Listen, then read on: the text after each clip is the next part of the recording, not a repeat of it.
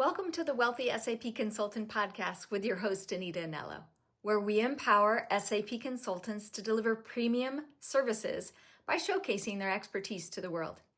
In each episode, we dive deep into strategies, tips, and success stories to help SAP consultants like you elevate your consultancy game, attract high-paying clients, and maximize your revenue potential.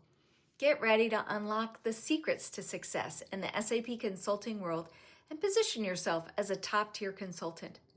To connect further and explore personalized strategies for your consulting business, schedule a strategy call with our team by clicking the link below.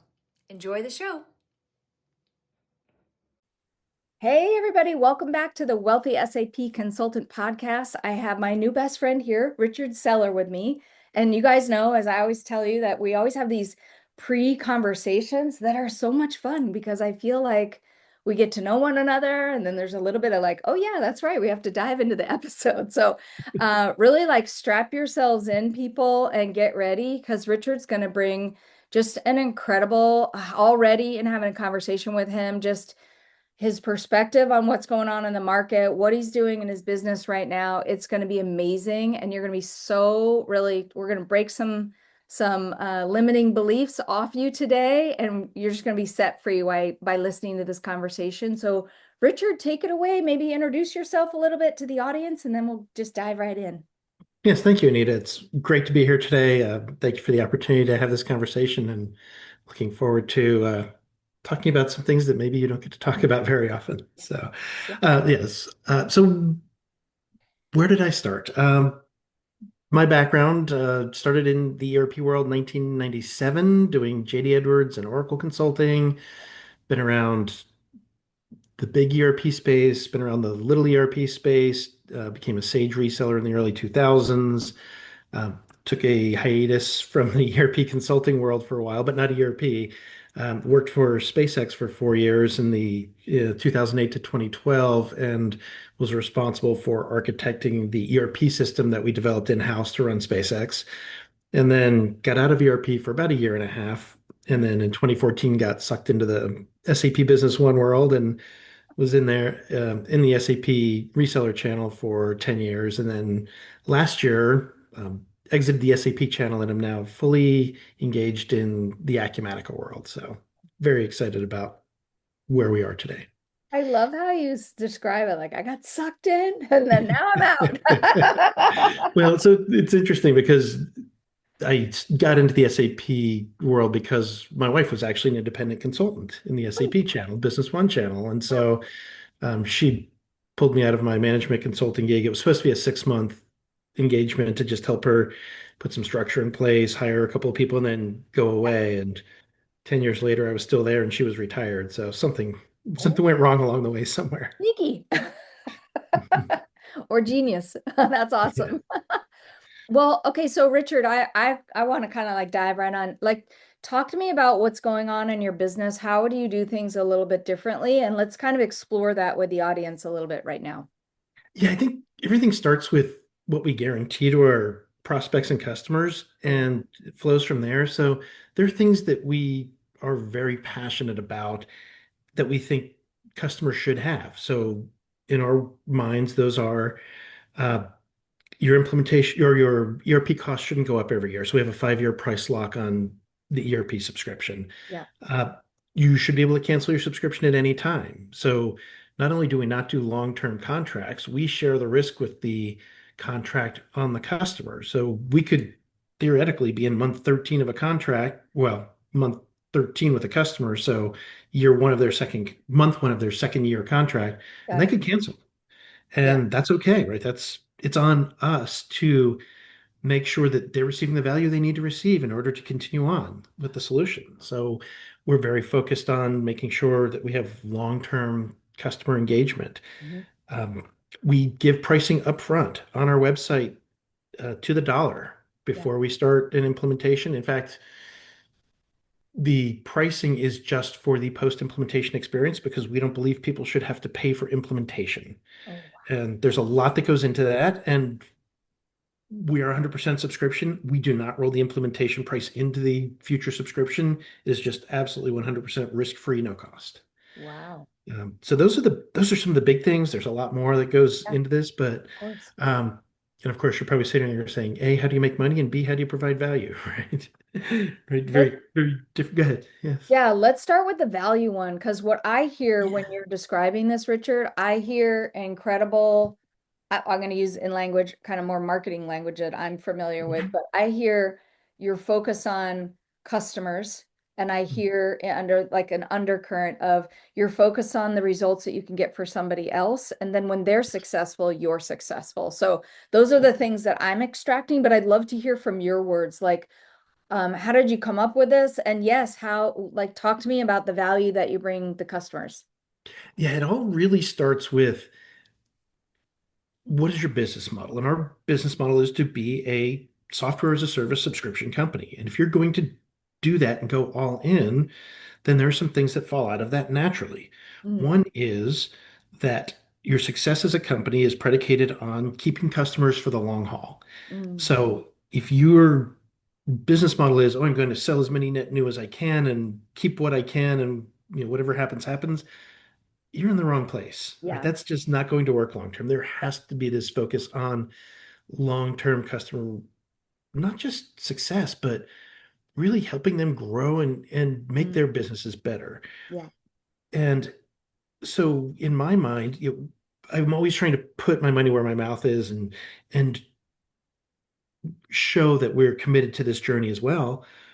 So what we do to do that is really the couple of things. We don't charge for that upfront implementation, which is there's a lot of that goes into that. We'll talk about that in a minute, but it's really that post implementation subscription and canceling any time that are huge levers for the customer Mm, because that subscription is all encompassing with the exception of customization. We don't do customization under that, but anything else you need, like I'm bringing on a new division, we need to roll out a new division in the software, or we need to, um, we're going to implement pricing by warehouse or whatever it is, costing yeah. by warehouse.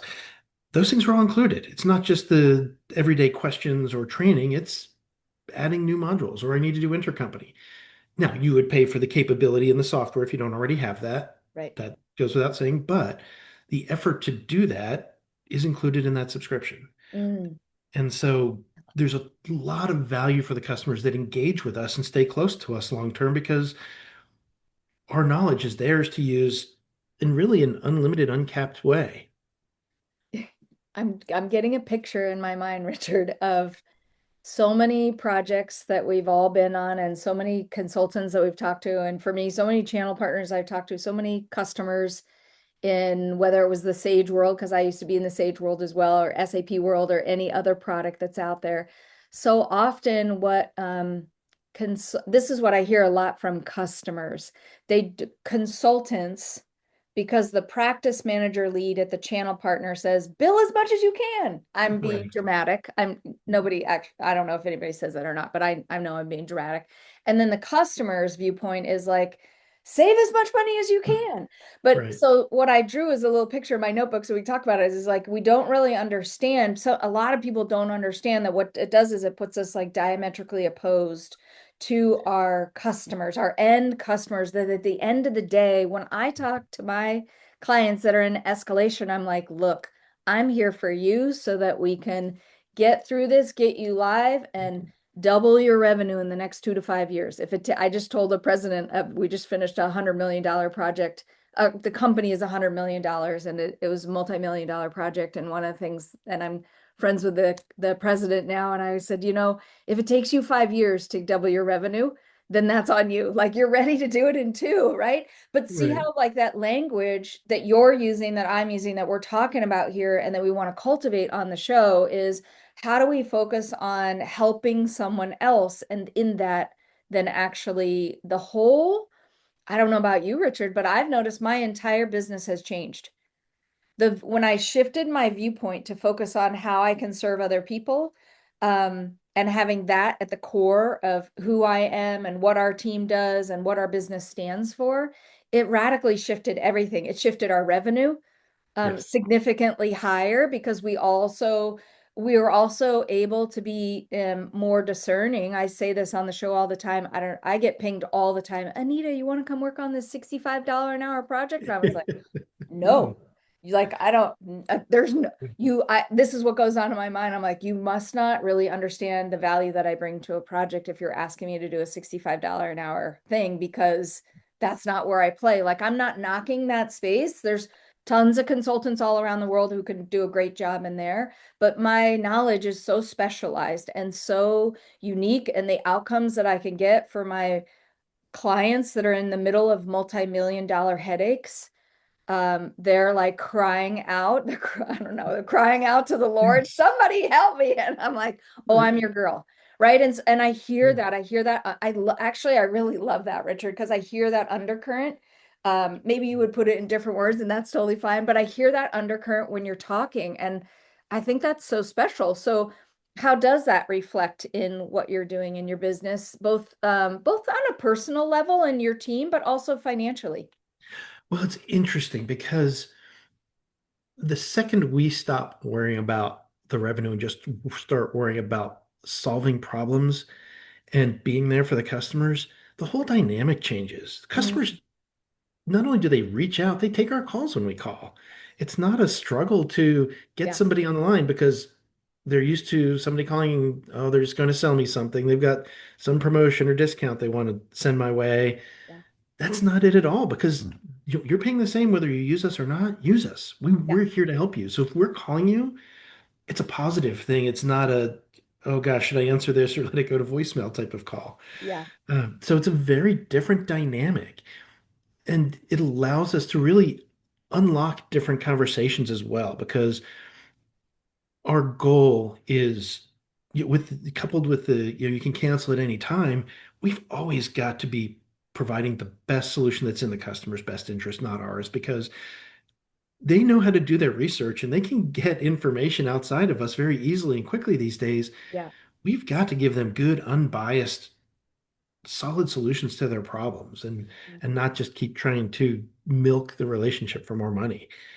But the upshot of that too is we get these relationships where people see the value in it and don't really entertain going somewhere else because they understand what they've got. Yeah. They've been through the ringer on these, I made a 15-minute phone call. I made a phone call that should have taken 5 minutes, but I get billed for 15 minutes, Oh, yeah.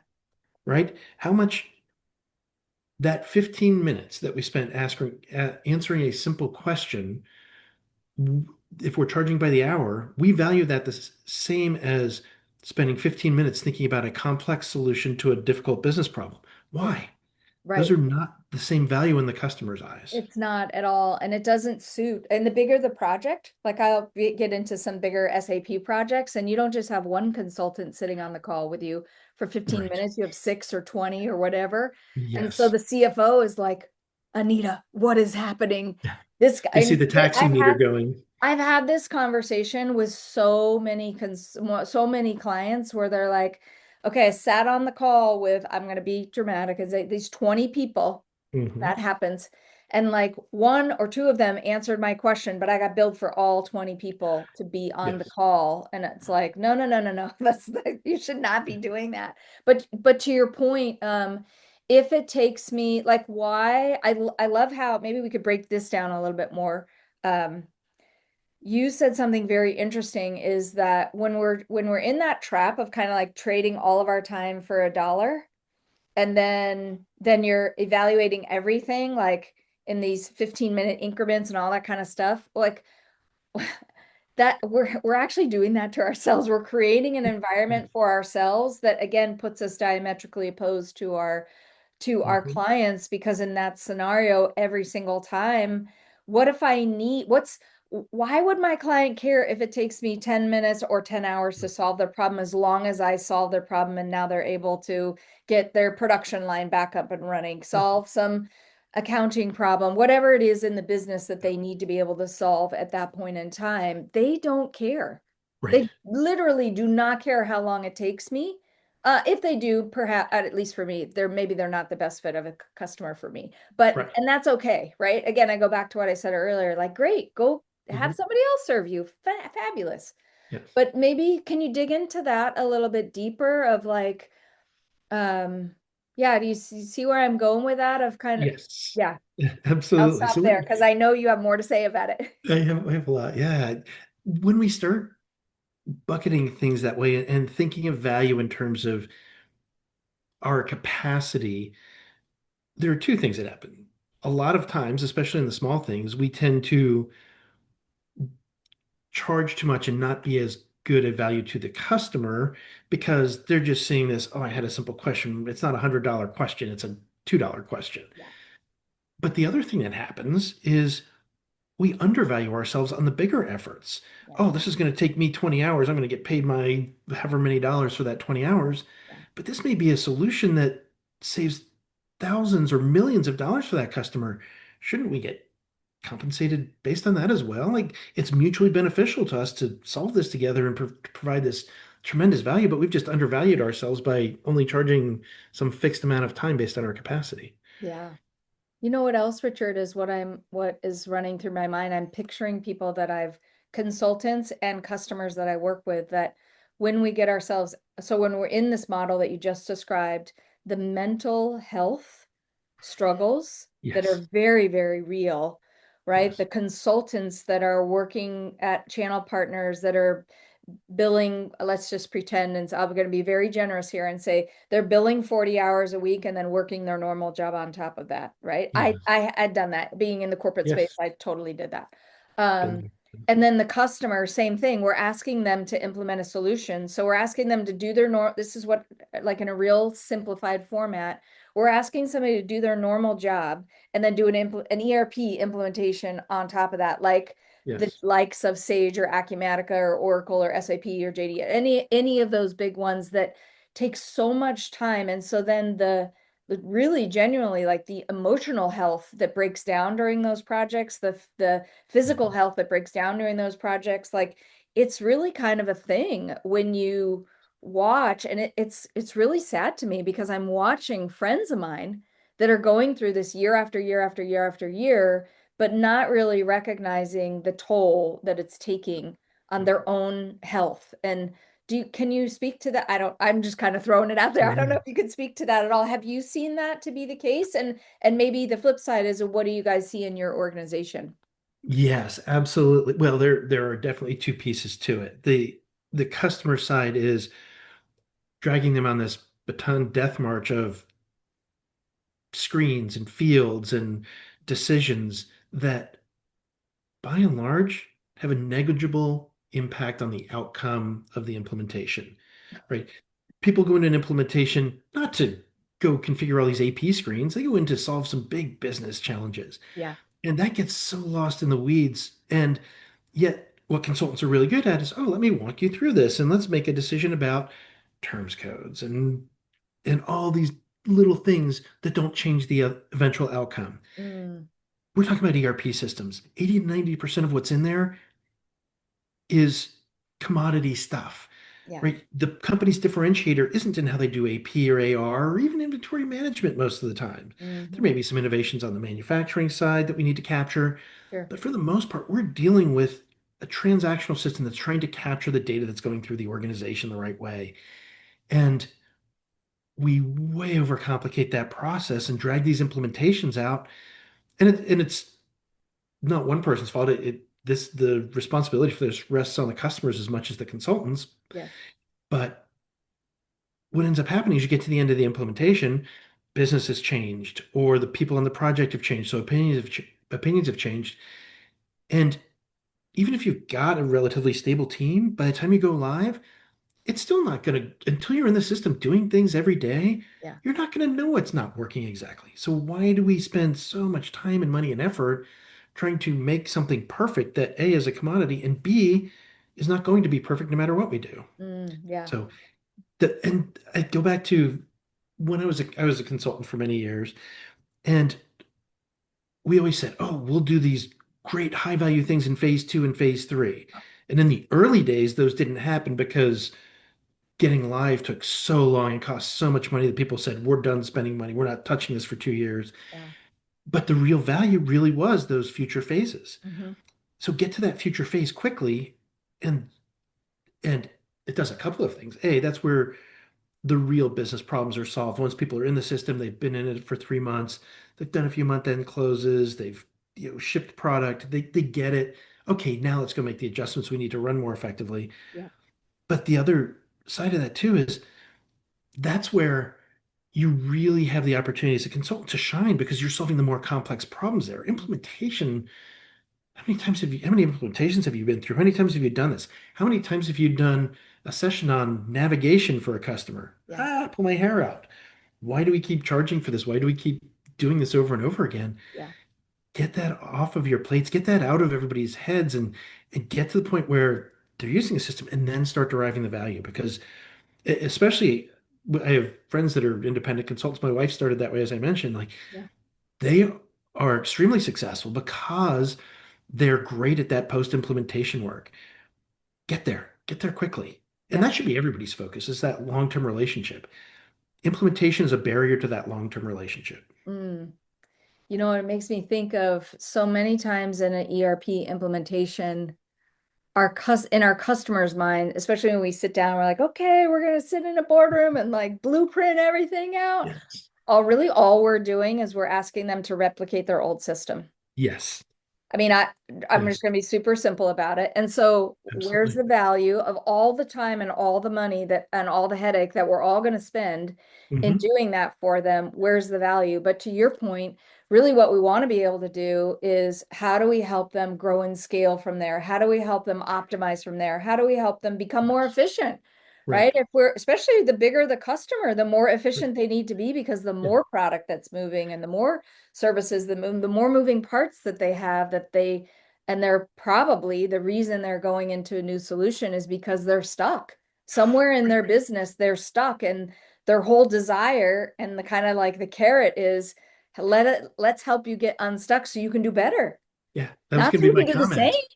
We're Yeah. we're not all Right. spending these dollars. I don't know whatever the project is. We're not Yeah. spending hundreds of thousands, millions. I mean, I looked at some bigger SAP projects. I just had a friend of mine who's in the government space, and she showed me some big, big government projects. The Yeah. software budget alone, Richard, is like $500 million, Oh my goodness. $863 million just for the software budget.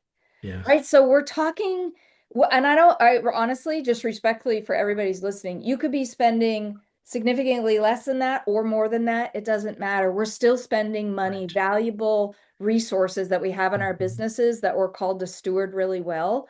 And so I love your point about how do we get past that first initial hump, get them to go live so that we can go shine and show them where the value really is, improve, tweak, all those kinds of things to be able to say, how can we do this better?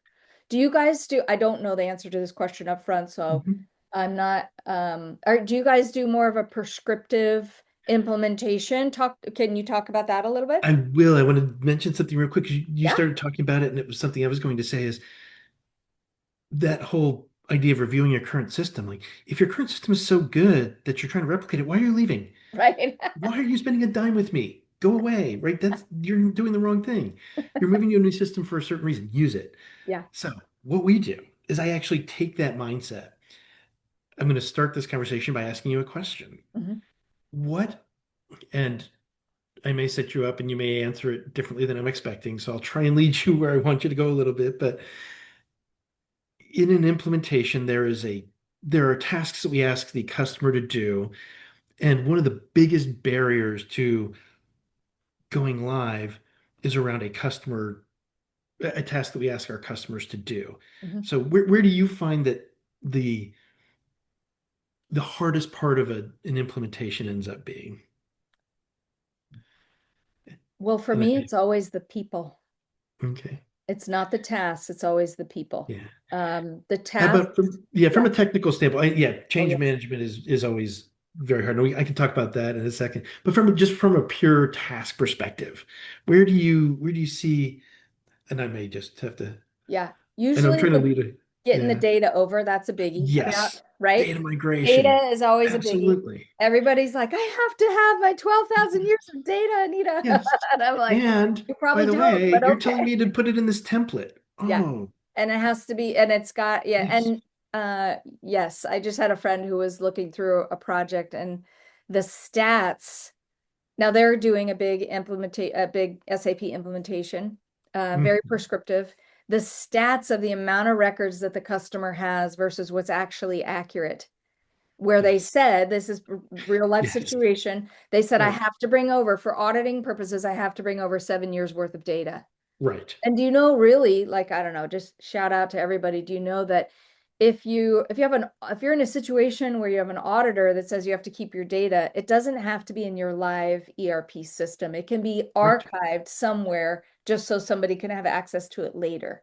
You can Yes. do that for Yes. also for a very significant much lower cost to Yes. be able to maintain it in your old system and then just bring over the core stuff, vendors, your GL accounts, right? All that kind of Yes. stuff, right? Yes. Your payables, your receivables, and your GLs. Let's go. Yeah. So Yeah, we but actually talk to take a me. What little do you think? different, yeah, we actually take a little different approach. But yes, you're right. Data migration is a killer. And asking the customer to do that is probably the wrong person because they're not experts Right. on data migration. They don't do it every day. We do. So let's not ask them to do that, maybe. But what we do in our implementations is very different. First of all, I mentioned earlier, like we do completely risk-free, no-cost Mhm. implementations. Like you go through the entire implementation with us and then decide whether you want to buy the software or not. So what do we do differently? One of the first things we do is we've built out an experience where the customer can connect to their ERP data source and we migrate all of their data over to Acumatica Mhm. and start from there. So we bring over their customers, their vendors, their items, their chart of accounts. We bring over historical transactions for AP, AR, sales, purchasing, GL, inventory. We bring all that data over. We have ways of, we don't put it in the standard tables with the business logic, but we have ways of marrying the historical data up with new transactions. We bring over trial balances. So in theory, you could sign up with us, bring your data over and have your data there for cutover, ready to go day one. Oh, wow. Now, what do we do with it then? How does that help? Well, what we do at that point is now it becomes instead of saying, oh, here's a blank sheet of paper. How do you want to use this field and this field and this field? We say, here's a working system. Tell us what isn't working for your business and why, and let's go have that conversation instead. Like, why do you want to break this thing that already works end to end? Yeah. Right? It's done. You should have a really good reason for changing it. Yeah. I So, love that. And I suspect that your customer satisfaction and your revenues really reflect positively in that environment. I don't talk to me about that a little bit. well, sales close rates are a lot higher. We close about 60% of our deals. So, what's interesting, people will say, well, so how are you doing we still do what I call implementation sessions. We still have they're still a prospect at this point, meet with our team, but they're not meeting with a sales team and a pre-sales team. They're working with our consulting team Right. or delivery team, and they're doing the implementation before they make a decision. And I'm sure there are people out there cringing saying, "Oh my gosh, my COGS is going to be way too high and my margins are going to go down." Well, I don't have a sales team, so I'm not paying a salesperson. My pre-sales person's job is really not pre-sales, it's education and helping people make the decision to go down this risk-free path. Yeah. But then the we think about our delivery team very differently. They are not COGS, they are a fixed overhead expense. Yeah. So because of that, it completely changes the way that we go about trying to help people go live.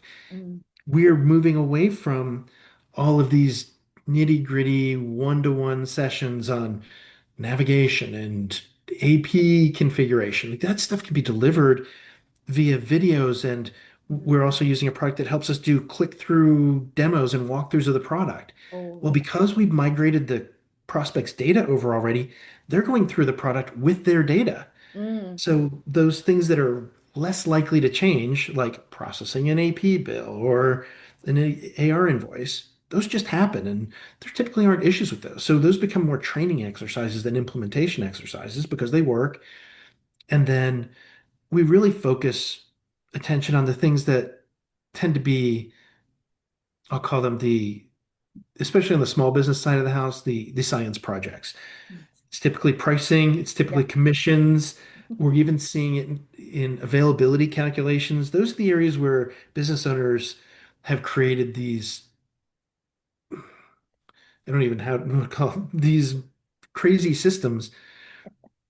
And what I'd like to tell them is, does your customer care how you're calculating your price?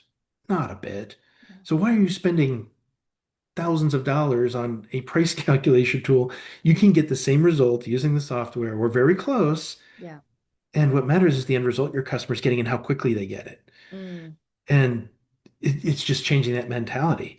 But what happens for us when we treat our delivery team as an expense instead of cost of goods, we're not trying to get revenue for every hour we work. We're trying to be able to deliver more value with the same number of people. Mm. So the focus isn't on, oh, go meet with every customer you can as often as you can. It's do the high value things with the customer and let's get the low value things and the repetitive things off your plate and off of their plates too. Yeah. They don't need to make all these decisions. What they need to do at the end is say, oh, we're missing this. Okay, great. Here's how we add it. Let's go add it. Everything's great. Keep moving. Right. It's almost, I see like a timeline happening and you've taken Mhm. UAT and put it all the way up at the front. Is that Pretty accurate? much. That's similar. Yeah, that's part of it. But it's really and this is an evolving thing for us too. So we're rethinking this all the time. But the other part of it too is we've got to remember this is still the sales cycle for us. So we've got to not only get them comfortable with the solution and how their business is going to look in the solution, which we do pretty quickly, Right. but it's also showing them that this is going to benefit them. Mm. And are they going to get 100% ROI in a year or Yeah. 6 months? If they're not, then walk away, Yeah. right? So we've Yeah. got to demonstrate that as well. So the focus shifts to that outcome instead of the process. Mm. I love that. I love what you said around like processes, pricing, whatever. You named a couple of them. And I always Yes. think I always kind of think of it like this, like Susie Bell 20 years ago came up with this brilliant process that was so Yeah. complex. And Yes. so many clients, they believe respectfully, Hmm. absolutely Yes. 100% out of respect. They believe and they tell me all the time, Anita, this is my differentiator in the marketplace. And I'm Right. like, okay. Are you sure? And Right. that's a hard conversation to have because, like I said, somewhere back in the day, somebody came up with this very complex way of doing something. So it's Mhm. typically, and if then typically the person's still there. So it's very Yes. emotional for them. It's very personal for them. They want to kind of hold on to it. And you're kind of Yes. like, can you I loosen that kung fu grip out of you so that we can and so much has changed in the market. What is interesting to me, Richard, I don't know, maybe if you could speak to this a little bit, is as quickly as the market changes today, like so Mhm. lightning fast. I mean, I feel like when I entered tech a couple of years ago that I felt like everything moved so fast and about every 6 months everything was updating, but everything moves like lightning speed today. So Yes. what I mean by everything, keeping up with your competitors, what's happening with pricing, what's happening with products that we order from overseas, what's happening in our local market, what's happening that somebody can buy my product or my service right here in my own hometown or way across the country or somewhere else in the world, because now the competitive landscape have opened up and it's even if you don't feel like you're a global organization, you might be anyway, right? So Yes. and then you can lump on like 12,000 more ideas on top of that. And so I would just ask, like, what you guys are doing, does it allow your customers to be more nimble to make these moves faster? Yes, in a couple of ways. One is just the whole, and I always say that the go live date is not the end of our relationship, it's the beginning. Getting through that period quickly so that you have information in front of you, you can start adapting your business quickly, right? Getting on a new ERP system is supposed to provide you with a platform to be nimble and agile and morph to your needs. Well, the beautiful thing about the way we work with our customers is you're not getting charged extra for that, right? It's built into this subscription. And by the way, that subscription isn't 2x or 3x times the software. It's a fraction of it. Yeah. But it's really, okay, I need to change. Well, let's go try and figure it out because I don't want to pay a consultant to come in and help me change it. Instead, it's nope, let's get them on the phone right now because I've got this problem. I don't know how to solve it. Let's go solve it. Yeah. And we've reduced the friction in that relationship. So customers can be more nimble and they're not afraid to be more nimble and to use us. They're still the person, and I'm in that category. I'm as guilty as anyone where I like to figure things out myself. And I'm probably guilty of the science project as well. But if I've got a relationship where I can ask somebody, I do. And I've gotten better. I'm recovering. Yeah. So Don't we know that actually when we collaborate together, we're the most creative? Like we're designed to be yes.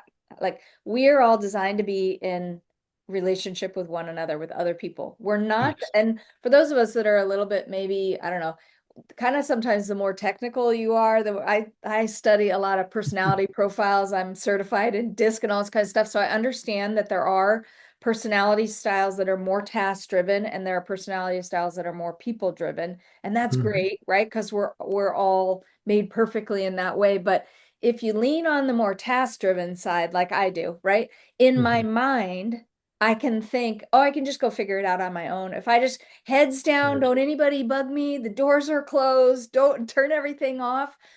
And yet the reality is that I can solve problems faster when I collaborate.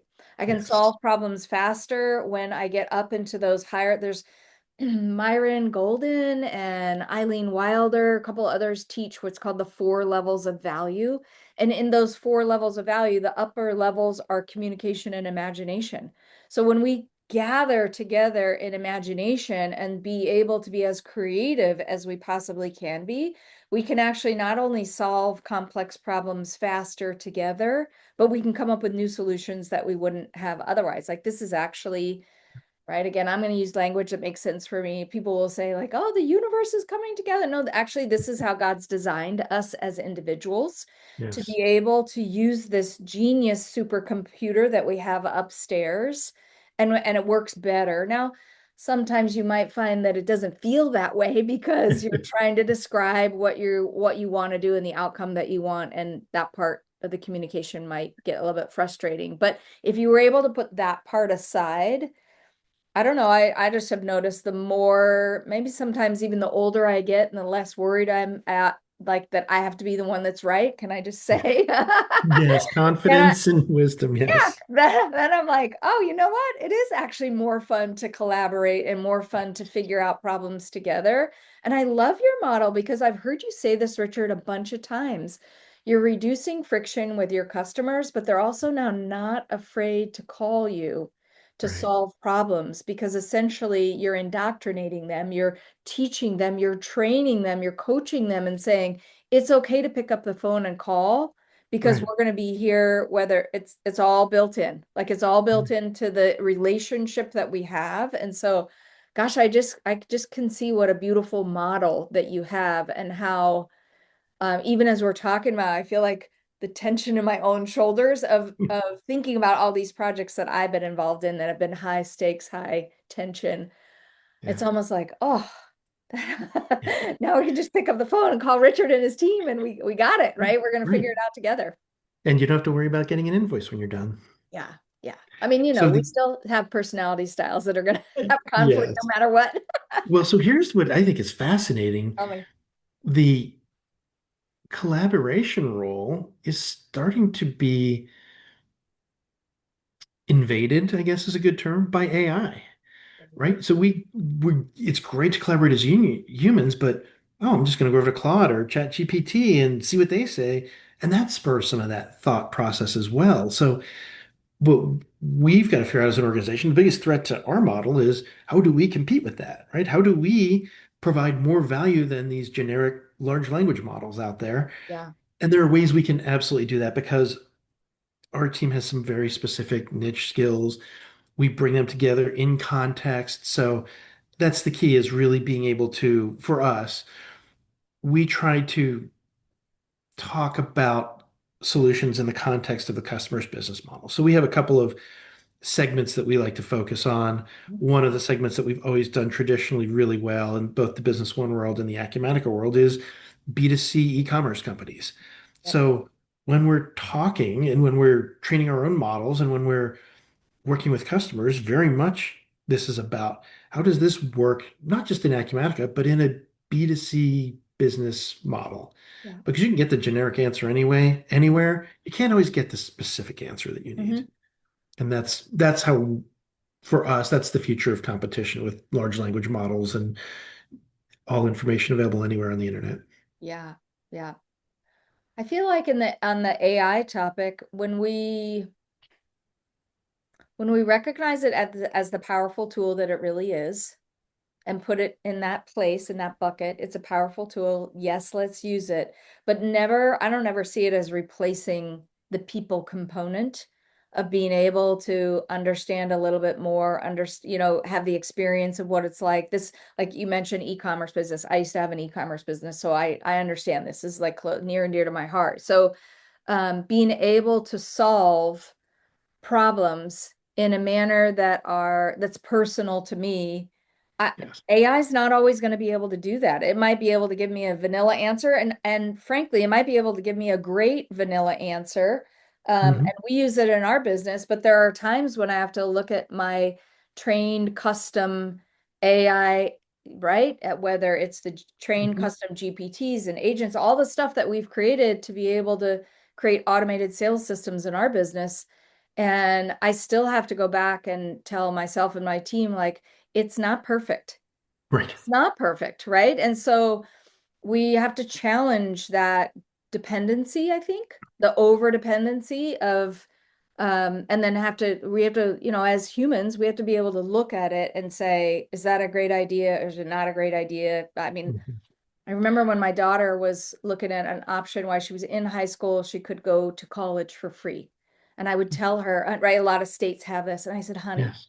stuff in life, things might be a great idea, but if it's not a great idea for you, then Right. it's not a great idea. Like, Exactly. just Yes. she's like, Mom, I got to do this. I got to do. And I was like, honey, relax.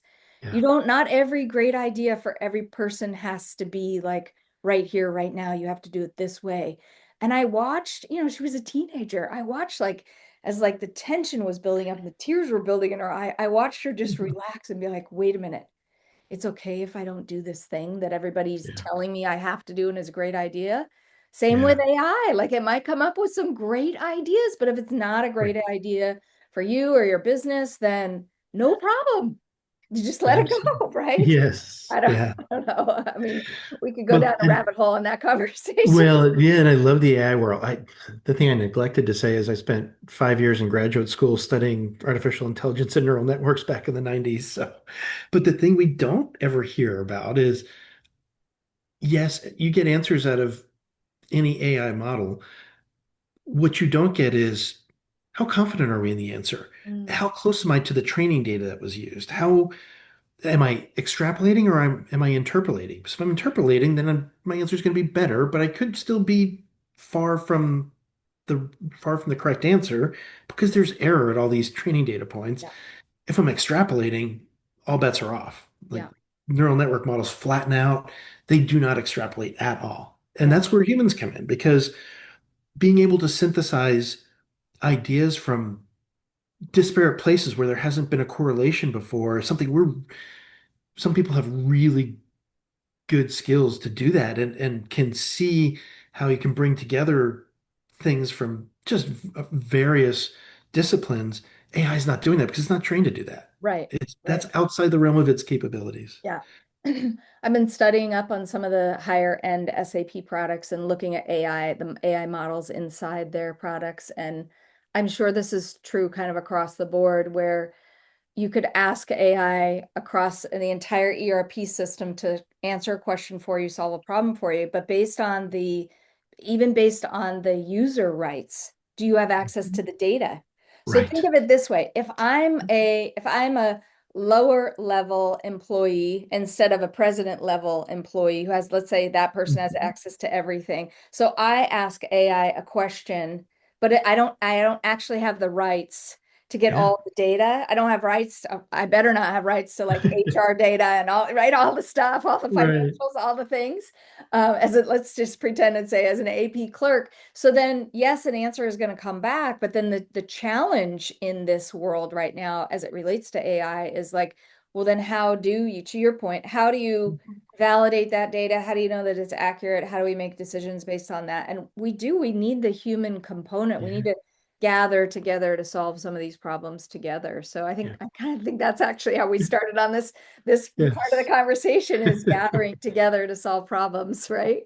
Because Yes, we both absolutely. openly acknowledge like, well, I kind of think I'm pretty good to solve it all on my own. But Of course. sometimes that's true. Sometimes that's true, but then sometimes it is actually better that we bring our collective minds together and say, how can we think differently? How can we think better? I mean, we all have Mhm. limiting beliefs. We all have a Yes. limit to where, based on our own experience, I don't care where your limiting beliefs come, wherever your ceiling is. But I know when I talk to you, Richard, or any other person on the planet, then you help me see beyond those limiting beliefs that I didn't, Mhm. like, I don't know what I don't know until we have this conversation. All of a sudden, I find out I never knew that you studied machine language for 5 years in graduate school. And right. And so that part in particular, that's actually where I've learned to really love and embrace the part of the collaboration, knowing and admitting that I don't know everything and I could actually have a lot of fun in that environment. Where Yeah. it used just based on I'm just wow, full disclosure, like based on my own insecurities as a younger person and wanting and needing everything to be right. Uh, Yes. yeah, so I don't For me, know. it was the arrogance of youth. I knew everything when I was 25. Oh Now I God, know nothing, and I'm 55 or totally cool 58. with it. Yeah, right. And yeah, well, and that actually that's interesting because that drives our hiring decisions too in our company. We don't hire inside the ERP industry anymore. Oh, I am hiring people from gaming and B2C consumer experiences because that's what we're trying to create. yeah, We're trying to move away from this whole enterprise, you know, don't do it the way it's always been for 40 years. yeah, We're trying to think differently. So we're bringing in people that have a completely different perspective. And sometimes I look at ERP and say, what the heck did I get myself into? Like, right. this is crazy. But they have a very different perspective on how we can go to market with our customers and the things we can be doing to not only serve individual customers better, but to do things at scale. Yeah. I love that. I love because the perspective or the mindset that you come at a problem solving or a challenge, like I think it's so important that we kind of break out of that old mold. I talked Yes. to I actually had a chance in the same week, I had a chance to talk to two different consultants on two different topics. And one guy was like, Anita, the market is booming. There's so much business around. Like, we can't, there's so much, like, there's like the abundance mindset that there's more than enough for you, more than enough for me, more than enough for him, more Yes. than enough to go around. And I was like, yeah, that's what I'm finding. Like, there's Yeah. never been a better time. It's so great, isn't it? And then I Yes. talked to another guy earlier that week.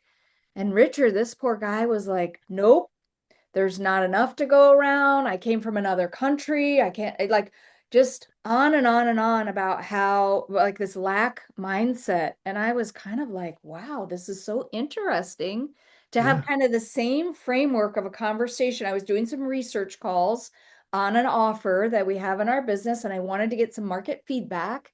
And to hear one guy be like, that's amazing, Anita, go for it. Yeah. That's awesome. Yes, it's going to be. And another guy be like, nope, there's not enough to go around. As a matter of fact, I don't even, like I'm thinking of all his thoughts in my head and thinking of the Yeah. conversation, but it was just one blockade after another that just kind of, and I was like, Yes. whoa, what about this? Well, like the coach in me like started to spring up, like, what about this? Can you do this? Can Right. you do that? And he was like, nope. I mean, everything that we talked about was like, no, negative Nelly, negative Nelly, negative, over and over and over again. And I thought, Mhm. he's like, I honestly, I came to America thinking it would be better, but I think I'm going to go back to my home country. And I was like, Right. wow, I don't think I've ever heard that from an immigrant ever in my entire Yeah. life. It was just fascinating to me. So back to your point of being able to hire other folks from different industries, I love that. I love that so that the perspective is different, the viewpoint is different, and then it opens up our minds. I'm filling in your words, so you can correct me. Yes. But Absolutely. Yeah. right, then the perspective and the problem solving is completely different, so you can come at problems a little bit differently and see how to serve people better. Like that's Yeah. so exciting. Yeah. We have ERP expertise in the room, but Yes. That's just a tool to get to the answer. It's not the answer. Yeah. How do we get to the answer we need that's customer focused and helps us scale? And I mentioned at the beginning that we're trying to run this business as a software as a service business, so it's subscription only. Well, our metrics are very different, and so we've got to think differently. And it's hard to get consultants to think like a software as a service company. Yeah. And so bringing in people that have more of that mindset helps too, because it used to be back in the old days in marketing, we'd say, oh, yeah, somebody needs to hear your message 7 times before they finally hear it. Last I heard, it's up to like 23 times now because there's so much information out there. So They've much got to more. hear it 23 times. That applies to our internal people as well. So it's almost on a weekly basis. Hey, this is what we're doing. This is why we're doing it. This is what the outcome's supposed to be. This is how we get there. Yeah. And we've been in this business model now for almost a year and a half. It's starting to click with some people. Okay. Um, it's a little harder for the ones who've been in this industry longer. Mm, The ones that have less experience as consultants or in the industry, it just, oh yeah, that makes perfect sense because that's what they've grown up with. I love that. I love that. Yeah. This is my mind is being blown right now and in the best possible way, Richard. This is probably the best conversation I've had around this topic, maybe Good. ever. Yeah, it's really fascinating. I love what you're doing. Um, is there anything else that you want to talk about why we're on the show and why you have this platform right now? I have so many things. How many days do you have? Um, we've hit a lot of things. I think I think the way I know we were introduced through a mutual friend, Uh-huh. but it was during a time when I was publishing a series of articles on LinkedIn about 15 ways the ERP industry is broken. I Oh, think we've hit right. lots of them, I Yeah. think. But yeah, I've been an observer and a participant in this industry since the early 90s, and it's just you see the evolution happening, but right now there's a revolution happening. There are companies out there that are coming to market who that were ERP systems that were built in 18 months using AI, Mm-hmm. and they're thinking very differently. Mm-hmm. ERP is becoming more like CRM. What Mm, Salesforce did with cloud back in the late 90s is happening to ERP with AI and artificial and neural networks and large language models now. yeah. The interesting thing is there's another iteration out there called composable ERP, which is, oh, you could just go into a prompt and have a ERP system built for you on the fly that fits your business perfectly. And it feels to me like that's a bridge too far. And the reason I say that is, A little nervous. yeah, no, the reason I say that is as a the reason businesses are successful with ERP systems is because of the knowledge, the domain knowledge that consultants bring to them to open their eyes to things they don't know they can do. Yeah. And so to have a business owner sit down with a prompt and to build an ERP system is going to, it's like doing a homegrown system. You're still going to be limited by your knowledge instead of the knowledge of the people who have seen lots of other customers and lots of other business models and lots of other ways of doing things and who can piece together information that you don't have the context to handle. So I don't, some people see that as a threat. I see it as being very limited in its scope and application. Mm, I love that. It's so funny, Richard. I had back in the day, my team, I ran professional services inside of SAP, and our team was responsible for adding like 10,000 net new customers in the US alone. So Hmm. when you're talking, this is kind of what's going through my mind. Because a friend of mine said this. I was just describing some of my background, and we were just having a chat. And she's like, Anita, you not only have a depth about your experience, but you have a breadth of your experience because you've been across Hmm. all these industries and in all these deep projects. She's Yeah. like, that's actually really unique because most people have one or the other, right? They have an industry vertical that they're very passionate about, very intimately know everything about that. I don't know, let's say food processing. Okay. So they Right. know everything about that, wholesale manufacturing, whatever it is in the industry vertical. But then when you do like what we did as a team and we traveled all across the United States, we went to Canada, we had our hands, me and my team had our hands in all these different projects, all these different Mhm. businesses, all these different channel partners, every industry across the way. And when she said that, I was kind of like, wait a minute, what did you just say? Like, I never thought of it that way. She's like, so, so to your point of being able to go to just simply a prompt, if I didn't have the depth this way and the breadth this way, that I wouldn't know the right questions to ask. I wouldn't know how to think outside of my own. If I hadn't had the experience of being able to do, hundreds of projects around escalations and have been doing these for so many years, right? The value that we can bring to the table by even creating systems, developing processes, whole ERP systems, whatever it looks like I love what you said, Richard, because that was really genius to just to be able to acknowledge like we kind of don't know what we don't know, to be Yeah. able to ask the right prompts, ask the right questions. And isn't that the big deal like in AI today is that Yeah. everybody's saying like, well, if you don't know how to warm it up, if you don't know the prompts, right, right, there's lots of different ways that we can say that. But the Yes. same thing on our businesses. Like if I don't know the right questions to ask, and I don't go find help by either by lots all the different ways that we can find information, looking it up, collaborating with people, reading from experts, all this kind of stuff. Oh gosh, I just think it's almost like we don't even know that I feel for those people because I feel like they're shooting themselves in the foot without even really Yeah. understanding what's going on because they just don't know what they don't know. Like I don't. Well, so you brought up an interesting comment. You said something about warming up the system. I see composable ERP that way as well. Like there are these models that are going to be built around how to deploy an ERP system, but that may not be the right answer to the problem. So, all right, I'm going to get techie on you Yeah, in go. the AI world for about 30 seconds here. The way you train a neural network is you try and reduce the errors between the training data and the actual data and use a least squares analysis. Well, guess what? You can't drive everything to zero. And what happens is if you picture the potential answers, the places your neural network can go as an egg carton, if you're in two dimensions, you start down one of the little egg cups. It's really hard to get back out. That's what they mean by warming up. It puts you into a place to start. Mhm. Well, if you're using AI and building these composable ERP systems, you're in this cup and you're not going to get out of this cup. And if the right answer is not in that cup, you're hurting yourself. Wow. You're not giving yourself the opportunity to expand your business or think about your business the way that you need to in order to grow and compete in the modern world. Yeah.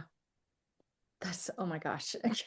I feel like you, like we could go on and talk for like the next 3 hours. Yeah, Okay, so let me kind of like I'm gonna gather the horses a little bit, like sure. Absolutely. which is awesome. I'm honestly, this has been really genuinely, thank you so much for being here because this has been Oh, probably one of the best conversations I've had in on this space in a while. This is really fabulous. my But pleasure. This has been great. Yeah. how would you um how would you coach somebody who's listening today who is maybe we can take it from two different perspectives. Okay. If you're a customer that needs a new solution, and then if you're a Yes. consultant and you need to maybe level up your skill set because the market is changing, we have these new products coming to market, things are happening, they're moving quickly. Like, can, is it okay if we kind of break down those two groups of people and how can we serve them best to help them? We don't need to map out the next 20-year plan, but how could they take the next step that they could implement right now today? Yes, I think on the customer side, we started touching on it a bit. One thing is don't try and do what you've always done, right? You're not moving to a new system to replicate the old one. But the thing that as a customer you need to understand is most of the things you're doing are not competitive differentiators, and the Mm. software is probably only 30% of the solution that you're looking for. The rest is the knowledge that comes from the people who are helping you bring that to life Yeah. and the change management, everything that goes around getting people to the new place, right? The software is a tool. The way I position this to my team is I say, customers don't go to, if customers outgrow their home or want to move, they don't go to Home Depot looking at saws. They go looking at houses. They don't care what tools were used to build it. They want Yeah. that outcome. They want the dream. The Right. dream isn't the saw, it's not the hammer, it's not the nails, it's the house. Yeah. give people the house, help them understand what that house can look like and how they can get to that. And so it's getting out of this mindset of the tool is so important.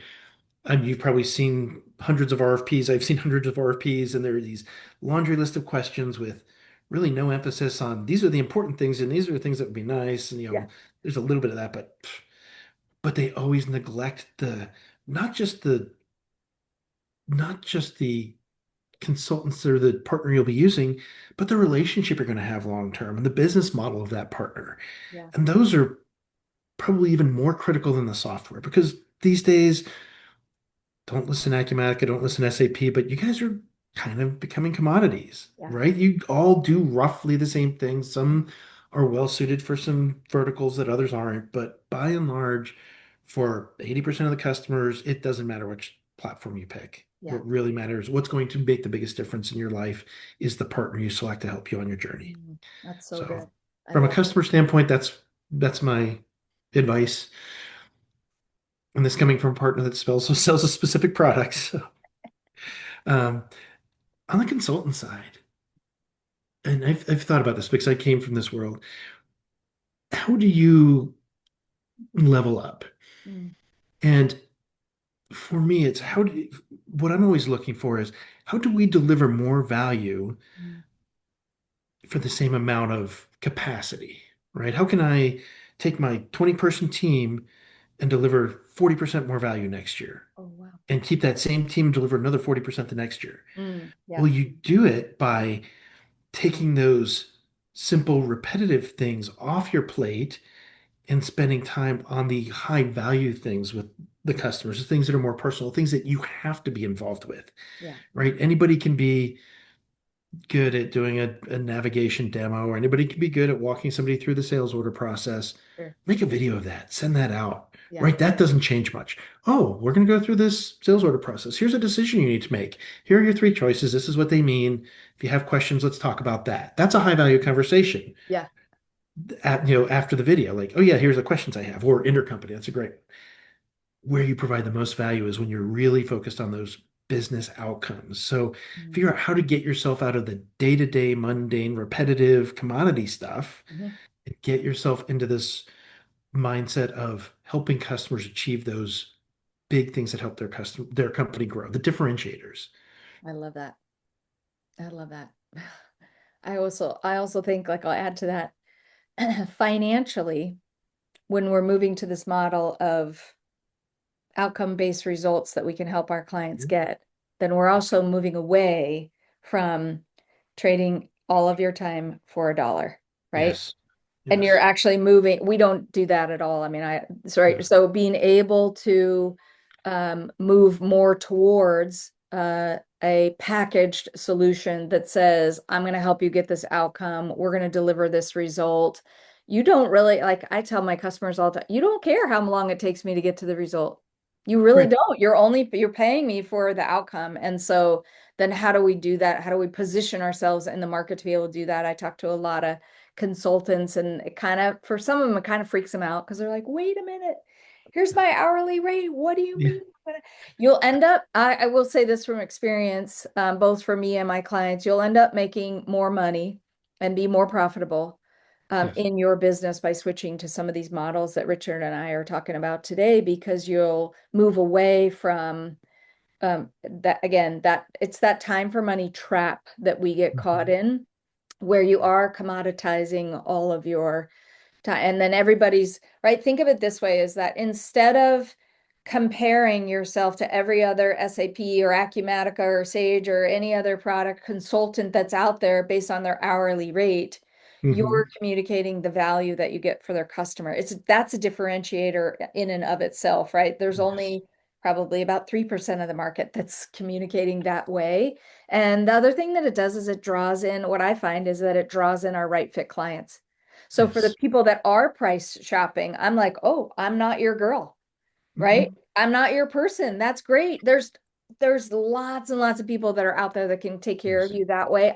We do not operate that way in our business. Yeah. You don't either, right? And No. so it actually removes the people that I wouldn't work with anyway, Yes. Have the because courage to say no. they're Yeah. not a good fit, which is great. Yes. Like I just feel like then the pressure of I have to serve everybody goes away entirely. And then like, nope.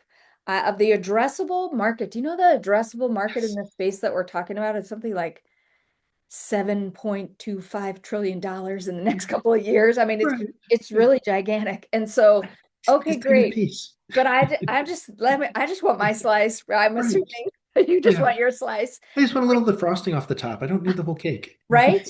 Right? I don't need all of that, right? Nobody needs all of that. And it's okay if you want it, by the way. That's I'm actually good with that too. Um, but yeah, just I hear what we're saying here in that the conversation that Richard and I are having today, being able to shift these perspectives in your own life and in your own business, they'll change your life. It'll change your family life. It'll change your own Yes, life. It'll change your mental health. It'll change your outcomes. It'll change your satisfaction with your clients. You as a client, it'll change your satisfaction. Richard, absolutely. let's kind of wrap this up and say, how can people learn more about you? How can they figure out? We'll be sure and put all of Richard's information in the show notes by all means. But like, what would be the next step? If somebody's heard this episode and they're like, oh my gosh, I got to talk to this guy. Um, Happy to have people email me directly. Our website is an easy way to get in touch with me as well. So that's stellar1.io. It's a really easy way to get connected to our company. And if you say, if you go to our contact us page and say you heard me, I'll absolutely reach out to you. Awesome. Yeah, and what's the easiest way to provide my email address?